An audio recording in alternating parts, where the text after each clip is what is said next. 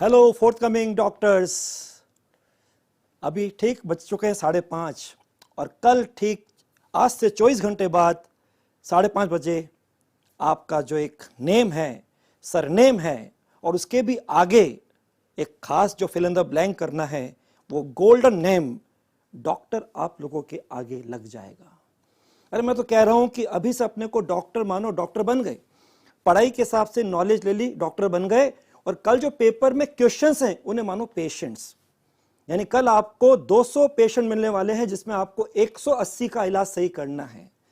लेकिन बच्चों, जब आपको 200 पेशेंट का इलाज सही करना है, 180 उसमें सही हो जाने चाहिए, इसका मतलब आपके बिल्कुल थकान नहीं होनी चाहिए, कोई एग्जॉस्शन नहीं होना चाहिए, ना फिजिकल ना मेंटल।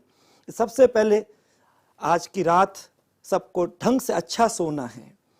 कुछ बातें मैं आपसे करूंगा जिसकी आपकी जो आदत खराब है उसको हटाना है, या जो आप मिस्टेक कर देते उनको हटाना है, या सावधानी बरतनी उसकी बात कर रहा हूं।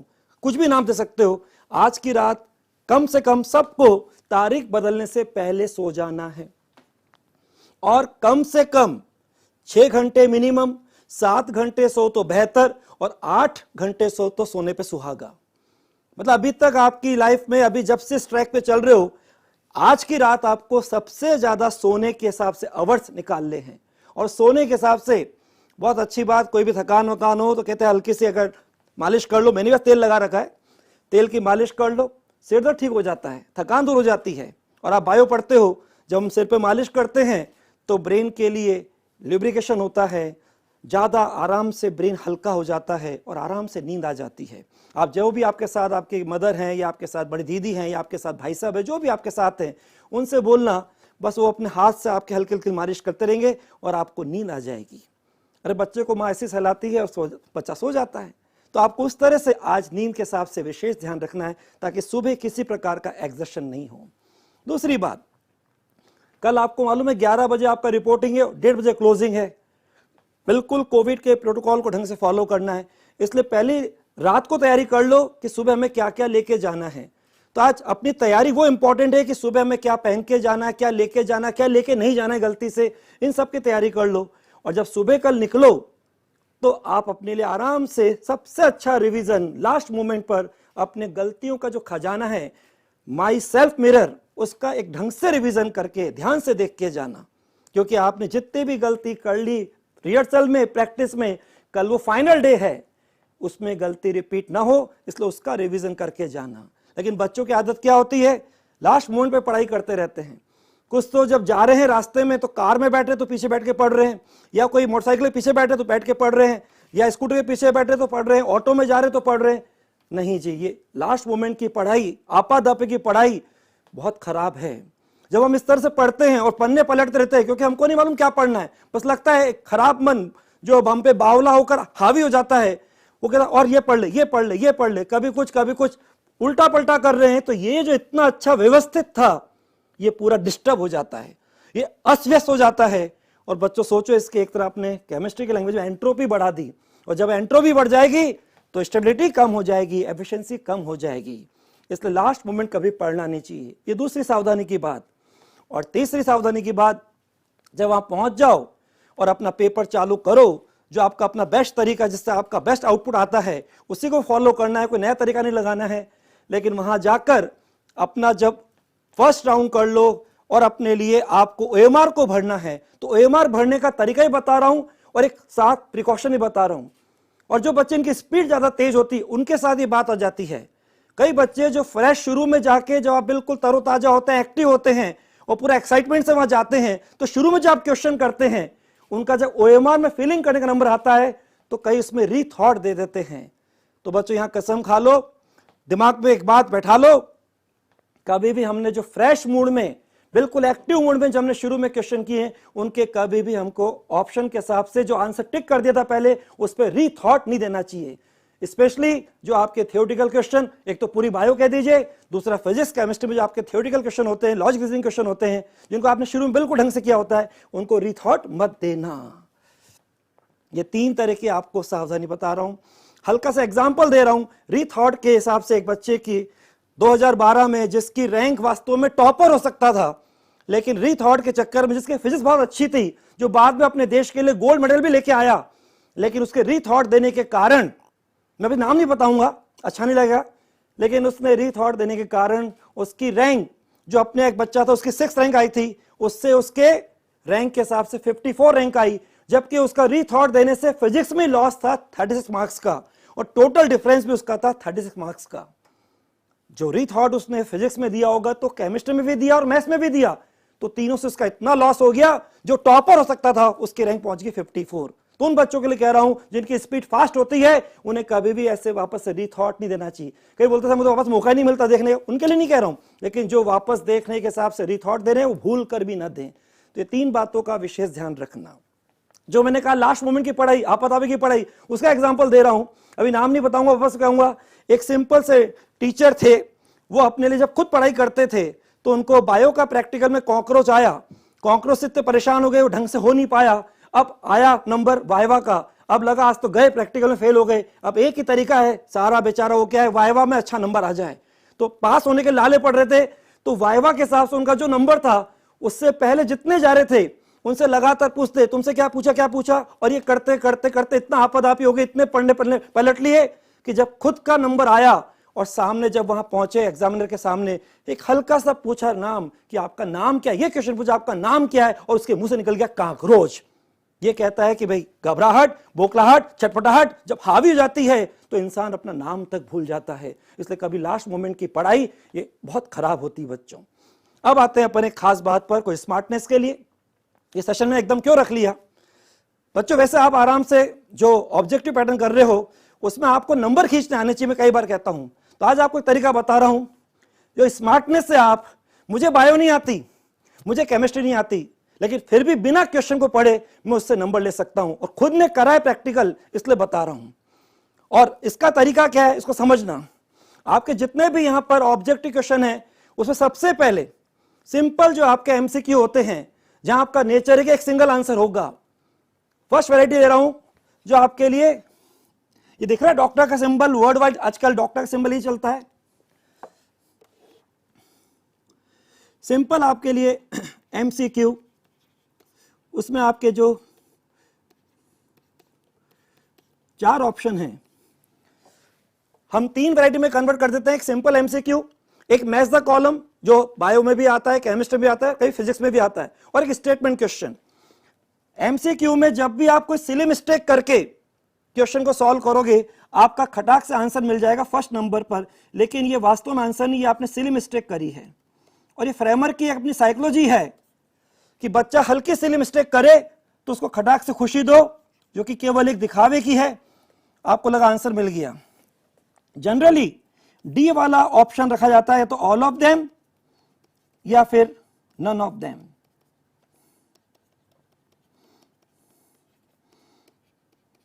ये स्मार्टनेस समझना बच्चों। मैं क्वेश्चन नहीं पढ़ रहा हूं, मैंने बायो को ट्राई कर लिया, केमिस्ट्री ट्राई कर लिया और मेरे क्वेश्चन सही हुए। ये जनरली आंसर दिख रहा है। अधिकांश क्वेश्चन में जहां पे ऑल ऑफ देम नहीं है, नन ऑफ देम नहीं है, इसका मतलब वो आंसर आपका वहां डी नहीं होगा। अधिकांश में आपका ये ए भी नहीं होगा, तो आपके जनरली ज्यादा प्रोबेबिलिटी आंसर की आ रही है कि बी और सी। आपके अधिकतर क्वेश्चन का आंसर बी और सी होंगे। आज ही मैंने अभी अपने जो जेईई मेंस का चॉइस जिनको पेपर हुआ था, जो मैंने सॉल्व भी किया था, उसमें चेक किया कि पहले पेज पे मैंने 8 क्वेश्चन सॉल्व किए, उसके 5 के आंसर बी और सी थे, या सेकंड थर्ड कह दीजिए। ऐसे केमिस्ट्री का सॉल्व कराया तो उसके पहले पेज में 8 में से 6 के आंसर बी और सी थे। ये हमारी स्मार्टनेस है। और अगर हम इस तरह से हमारे लिए क्वेश्चन को फटाफट भी कर लेंगे, स्मार्टनेस से नंबर भी ले लेंगे, तो टाइम सेविंग भी और कोई मेंटल एक्सरसाइज भी नहीं। ये जो आपका सी है, कभी कदार इसको बोथ ऑफ देम इस पे आ जाता है। तो जहां पे both of them, all of them, none of them है, उनकी संभावना उस जगह बढ़ जाएगी जहां वो किस क्वेश्चन के ऑप्शन में है। अदरवाइज आपके बहुत कम चांसेस ए और डी की होती है, आपका आंसर बी और सी में रहता है। ये एक साइकोलॉजी है एज ए क्वेश्चन फ्रेमर की। मैं भी एक अगर टीचर के रूप में क्वेश्चन बनाऊंगा तो मैं कोशिश करूंगा कि बच्चा सिली मिस्टेक करके सबसे पहले ये आंसर आएगा उसी को फर्स्ट पे रख दो, और उसको लगा आंसर मिल गया और आगे बढ़ जाता है, जबकि सिली मिस्टेक का मतलब आंसर नहीं हो, गलत है। दूसरी बात आती है, कभी आपका क्वेश्चन आ गया which is correct from the following.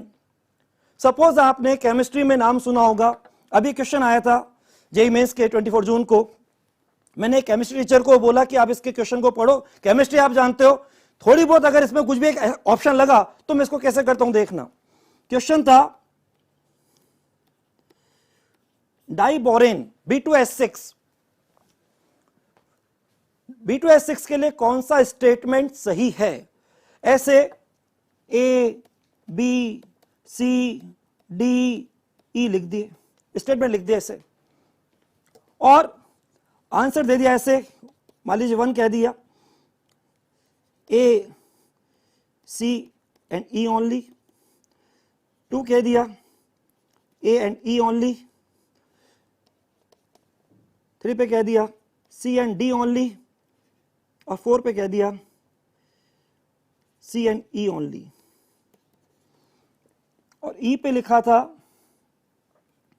B2S6 is a planar structure, planar structure। मैं ये A B C D नहीं पढ़ रहा हूं, मैं केवल E को पढ़ा, क्योंकि मैं देख रहा हूं यहां पर भी E आ रहा है, यहां पर भी आ रहा है, यहां पर भी आ रहा है, इसमें भी E आ रहा है, इसमें भी E आ रहा है, इसमें भी आ रहा है। मैंने सबसे पहले देखा कि मेरा B2S6, जिसका मेरे को भी आइडिया था कि साहब ये वास्तव में इसमें ब्रिज बॉन्ड होता है, नॉन प्लेनर होता है, ये प्लेनर नहीं हो सकता, मेरा यहीं पे ये E गलत हो गया, और जैसे E गलत हो गया तो मेरा ये ऑप्शन भी फेल, मेरा ये ऑप्शन भी फेल, मेरा ये ऑप्शन भी फेल, मेरा आंसर क्या हो जाएगा? जहां E आ रहा फेल, ये फेल, ये फेल, ये फेल, मेरा आंसर ये हो गया। अब जो बच्चा इसको लगातार ऐसे कर रहा होगा, ए को चेक किया, पढ़ा, नॉलेज अप्लाई करी, बी को चेक किया, नॉलेज अप्लाई करी, और ऐसे कर रहा है तो टाइम भी ज्यादा लग रहा है, और यहां हम सेकंड्स के अंदर जवाब देके क्वेश्चन को सॉल्व करके स्कोर पॉजिटिव करके आगे बढ़ चुके हैं। तो ये स्टेटमेंट क्वेश्चन में इस तरह का तरीका हुआ। कुछ स्टेटमेंट ऐसे होते हैं जिसमें आपके पास which is not correct from the following, which is incorrect from the following, तो उसमें स्टेटमेंट है। अभी तो ऊपर क्वेश्चन में B2S6 लिखा था, तो आपको उसके लिए बात करनी थी। मान लो आपका क्वेश्चन ऐसा आ जाए, ध्यान से बात समझना बच्चों, स्टेटमेंट के क्वेश्चन है, आपका पढ़ा हुआ नॉलेज का है, आप हल्का सा मुस्कुराए, और आपको मालूम पड़ा ये तो बिल्कुल भी नहीं मालूम क्या है, तो आप नाराज नहीं हुए, उदास नहीं हुए, आप न्यूट्रल रहे। यहां पे तो हैप्पी हो गए आप, और यहां पे न्यूट्रल हो गए। इस जगह आपकी नॉलेज है, उस सब ऑप्शन एलिमिनेशन से इसको सॉल्व करेंगे। ऑप्शन एलिमिनेशन, कंसेप्ट कह दो, थ्योरी कह दो, और यहां पर हम करेंगे स्मार्टनेस से। यहां हमारे पास नॉलेज, इससे हम सॉल्व कर लेंगे, ये नहीं हो सकता, ये नहीं हो सकता, ये नहीं हो सकता, जो रह गया वो आंसर हो गया। लेकिन हम यहां करेंगे स्मार्टनेस से, और वो स्मार्टनेस जो मैंने अभी बताई थी इस क्वेश्चन में भी दिख रहा है, और अब इससे पहले जो मैंने बात करी थी कि आपका ए और डी जनरली आंसर नहीं होता, आपका आंसर कहां जाता है? बी और सी में। तो ये वो तरीके जिसमें आप स्मार्टनेस से क्वेश्चन को अटेम्प्ट कर रहे हैं, आपका समय भी बच रहा है, और आपको स्कोर के हिसाब से वहां पर पूरा स्कोर मिलने की चांसेस है। कुल मिलाकर यहां नेगेटिव रिस्क नहीं है, यहां स्कोर होगा तो पॉजिटिव होगा, अदरवाइज 0 से नीचे नेगेटिव नहीं हो सकता, ये पक्की बात है। अब इसी में एक वैरायटी है, आपके मैच द कॉलम,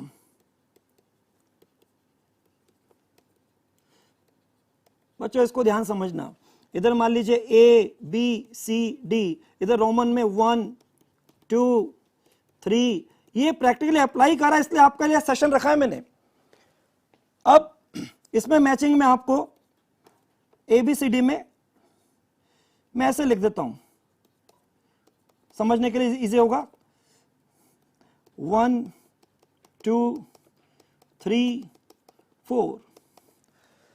अब मेरे को यहां पर मैचिंग के हिसाब से क्वेश्चन पूछना, सब्जेक्ट कुछ भी हो, मैं मालूम बायो नहीं जानता, केमिस्ट्री नहीं जानता, जब भी फ्रेमर क्वेश्चन बनाएगा कभी इसकी मैचिंग ये रोमन के जो 1 2 3 4 है, ये लगातार 1 2 3 4 भी नहीं होगा, और उल्टा 4 3 2 1 भी नहीं होगा, कहीं भी उसको लिख दो। लेकिन जहां पर भी आप बोल रहे हो, मालूम मैंने यहां पे लिख दिया इसको 4 3 2 और 1, ये दोनों आंसर 1 2 3 4 या 4 3 2 1 लगभग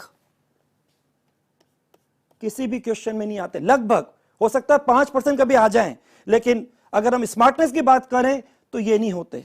आज ही मैंने केमिस्ट्री वालों को बोला अप्लाई करके देखिए, मैं बिना केमिस्ट्री पढ़े, मुझे मालूम ही नहीं, लेकिन मैं बोल रहा आंसर ये होना चाहिए। ये दो नहीं होते। और एक खास बात और, अगर आप इसके नीचे यहां पे 2 लिख दो, बी के मतलब 2 के नीचे x 2, बी मतलब 2 और सी का मतलब 3 लिख दो, तो ये भी चांसेस खत्म हो जाती है। जनरली फ्रेमर आपको क्वेश्चन कैसे देता है, जरा समझना इस बात को। ये मान लो सपोज आपने क्वेश्चन बनाया, वो ऐसा करेगा, वैसे मैचिंग कराएगा, ए को मैच कराएगा या तो डी से, या कराएगा सी से, या ऐसे कराएगा। और जब इधर नीचे जाएगा तो सी को कराएगा 1 से, या सी को कराएगा 2 से, ऐसे जाएगा। इसका मतलब ये 1 2 3 4 या उल्टा 4 3 2 1 और साथ साथ बी के नीचे 2 या सी के नीचे 3, ऐसे भी कभी आपके मैच द कॉलम का आंसर नहीं होगा। आप देखेंगे तो इस तरह का आंसर होगा। और जब आप इसको करने लगो तो आप सबको मैच क्यों कर रहे हो, एक को मैच करके देख लो। ए बी सी डी में से आपने एक को भी मैच कर लिया तो खटाक से आपका क्वेश्चन सॉल्व हो गया। ये हमारा तरीका स्मार्टनेस का है। हम एक एक को चेक क्यों करें, हमें जैसे ही मालूम पड़ा बस ये हो गया, यानी कि 4 में से आपने 3 को फेल किया और ये आपका ऑप्शन हो गया। इसको आप ट्राई कर सकते हो, आपका मैच द कॉलम भी आराम से हो रहा है। और बच्चों मुझे विश्वास करना, मेरे को बायो नहीं आती, केमिस्ट्री नहीं आती, लेकिन इस तरीके से मैंने मैच द कॉलम के अभी जो आपका 24 जून को पेपर हुआ था उसमें मैंने केमिस्ट्री को भी ट्राई किया और बायो को भी ट्राई किया, तो मेरे मैच द कॉलम के आंसर सही हो गए। ये आपकी स्मार्टनेस है। इस तरह से आप अपने लिए, अगर जहां आपका पास कॉन्क्रीट आंसर नहीं है, आपका डायरेक्ट आंसर आप निकाल नहीं पा रहे हैं, लेकिन अगर ये स्मार्टनेस अप्लाई करेंगे तो आपको स्मार्टनेस से आपने जो टारगेट सोचा है, अगर आपको उसमें अचीव करना है, मान लीजिए आपने टारगेट सोचा कि मेरे को 650 तक लाना है। अब आपका क्वेश्चन के हिसाब से आप 160 तक तो पहुंच गए, 160 पहुंच गए, अभी 20 क्वेश्चन बाकी हैं, लेकिन आपको अब दिक्कत आ रही कैसे आगे बढ़े। तो ये तरीके से आप आराम से स्मार्टनेस को अप्लाई करिए और सोचिए, इसमें अगर आपने 10 क्वेश्चन पे भी ट्राई कर लिया, सुनना ध्यान से, 10 क्वेश्चन पे भी स्मार्टनेस लगा ली, मैं इसको स्मार्टनेस बोलूंगा, मैं इसको तुक्का नहीं बोलूंगा, क्योंकि डॉक्टर को तुक्का नहीं लगाना चाहिए, आगे आपको इलाज भी तो करना है, तुक्का नहीं लगाना है। डॉक्टर बनने का मतलब तो फिर आगे आपको मालूम है कौन है सही डॉक्टर। पेशेंट के सिम्टम्स को पहले ध्यान से सुने, नॉलेज को अप्लाई करे, पहले करे राइट डायग्नोसिस कि उससे क्या हुआ है, फिर करे प्रॉपर ट्रीटमेंट। लेकिन यहां हम स्मार्टनेस की बात कर रहे हैं, जो पैटर्न है उसके साथ हम फायदा उठा रहे हैं। अगर स्मार्टनेस से आपने 10 क्वेश्चन को भी ट्राई किया ऐसे, और अगर आपके मान लीजिए 2 ही सही हुए, 8 गलत हो गए, तो भी स्कोर आपका कितना है, 0, नेगेटिव नहीं हुआ। 2 सही हुए तो 2 into 4, 8 गलत हो गए तो -8, कुल मिला के जवाब कितना, 0। आपने अगर 10 क्वेश्चन को भी ट्राई किया तो भी आप सेफ हैं। और बता रहा हूं बच्चों, अगर इसमें हम, जब मैंने बायो में अप्लाई किया, आपको तो बायो आती है, आपको तो केमिस्ट्री आती है, मेरे को जिसको बायो नहीं आती, केमिस्ट्री नहीं आती, उसने नंबर ले लिए। अरे बस कराओ बच्चों, हंसो ठाका लगाओ। जब मैंने क्वेश्चन को ट्राई किया है तो ये जाता है कि 6 से 7 क्वेश्चन, 6 से 7 क्वेश्चन, यानी ये तरीका स्मार्टनेस का कम से कम फर्स्ट डिवीजन है। 6 से 7 क्वेश्चन आपके सही हो जाते हैं। जरा सोचिए बच्चों, अगर आपके 6 क्वेश्चन सही हो गए, 10 को आपने ट्राई किया, 6 सही हो गए, 6 4 जा 24, 4 गलत हो गए, -4 मिला +20। जरा सोचिए, आगे जाके तो डेंसिटी इतनी बढ़ जाती है, एक एक नंबर पर 1000 रैंक आ जाती है डिफरेंस, एक एक नंबर पर 1000 रैंक। सोचिए अगर आपको 20 नंबर ऐसे मिल गए तो आपको कितनी रैंक का इंक्रीमेंट हो गया, कितनी रैंक आप ऊपर एकदम जम करके पहुंच गए। और अगर ऐसी रैंक आ जाए तो फिर तो बच्चों सीधी सी बात है, आप अगर पहले कहीं बीडीएस थे तो मालूम पड़ा आराम से अच्छे से गवर्नमेंट कॉलेज मेडिकल के लिए, एमबीबीएस के लिए पहुंच गए। इतना फर्क पड़ सकता है। जरा सोचिए कितनी स्मार्टनेस से हम इस तरह से अपने स्कोर को बढ़ा सकते हैं। यह तरीका आपके लिए बच्चों सबसे अच्छा है, इस तरह से अप्लाई करिए। आज सेशन को इसलिए मैं लाया था ताकि आप आराम से इस तरीके से स्मार्टनेस से भी कल अपने लिए ऐसा स्कोर बना सकते हो। यह स्मार्टनेस कहलाएगी, न ये तुक्का कहलाएगा, न तुक्का अच्छा है न हुक्का अच्छा है। कुल मिलाकर क्वेश्चन को मुक्का मारकर आप उससे आपने कह सकते क्वेश्चन मेरा है, मैंने आप स्मार्टनेस से इसके नंबर लिए, कोई ताकत इसको रोक नहीं सकती। यह तरीका अप्लाई करिएगा और बाकी सब बातें और कल हम जल्दी मिलने वाले हैं। मैंने टाइम और कम कर दिया, कल आपका पेपर आप 5:20 पे फ्री हो जाएंगे, 6 बजे तक पेपर आ जाएगा। और सबसे पहले इसी मेरे चैनल पे एलन ब्रजेश माहेश्वरी पर मैं आपसे 7 बजे आ रहा हूं, 8 बजे भी नहीं, 7 बजे आपके साथ आ रहा हूं और आपके नाम के आगे जो डॉक्टर लगना तय हो गया है उस पे एक छाप लगा रहा हूं कि वो चीज पक्की हो गई, दुनिया की कोई ताकत उसको मिटा नहीं सकती। आपके नाम के आगे वो गोल्डन वर्ड डॉक्टर लग गया और दुनिया को अब आपको उस नाम से संबोधित करके पुकारना होगा, कल पक्की बात है।